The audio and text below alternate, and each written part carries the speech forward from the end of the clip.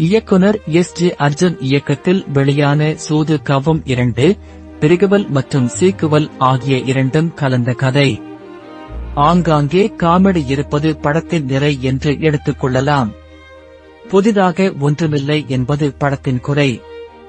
Crime comedy ஜானரில் சூது கவ்வும் 1 சாதனை படைத்தது. Ethical crime, அதாவது குற்றச்செயல்களில் நெறிமுறை என்ற புதிய கோணத்தில் அமைக்கப்பட்ட திரைக்கதை அனைவரையும் வெகுவாக கவர்ந்தது. சூது கவ்வும் 1 படத்தில் நடித்த நடிகர்கள் மற்றும் டெக்னீஷியன்களுக்கு பாராட்டுகள் குவிந்தன. பல நடிகர்கள் மற்றும் டெக்னீஷியன்ஸ்களின் வளர்ச்சிக்கு சூது கவ்வும் 1 படத்தின் வெற்றி பெரிதளவில் உதவியது என்று கூறலாம். சூது கவ்வும் 2 படத்தின் பாத்திர வடிவமைப்பு மற்றும் காட்சிகள் ஆகிய அனைத்தும் சூது கவ்வும் 1 போன்றே அமைந்திருப்பது படத்தின் பலவீனம்.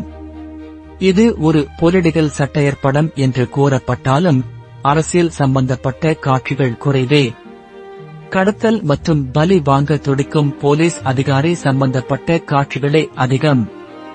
குருநாத்தாக வரும் மிர்ச்சி சிவா, சூது கவ்வும் 1 படத்தில் தாசாக வரும் விஜய் சேதுபதியின் முன்னோடி. கடத்தல் நெறிமுறைகளை உருவாக்கியது குருநாத் தான்.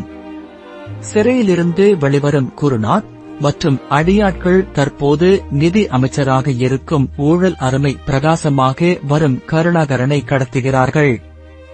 நெறிமுறைகளுடன் செயல்படும் கடத்தல்காரர்களுக்கும் பண பேராசை பிடித்து ஊழல் அரசியல்வாதிகளுக்கும் இடையே நடக்கும் காமெடி சண்டைதான் சூது கவ்வும் 2.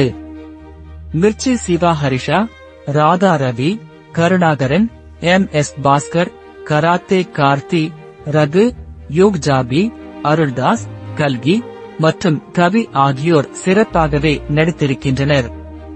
இருப்பினும் காமெடி பெரிதாக எடுபடவில்லை.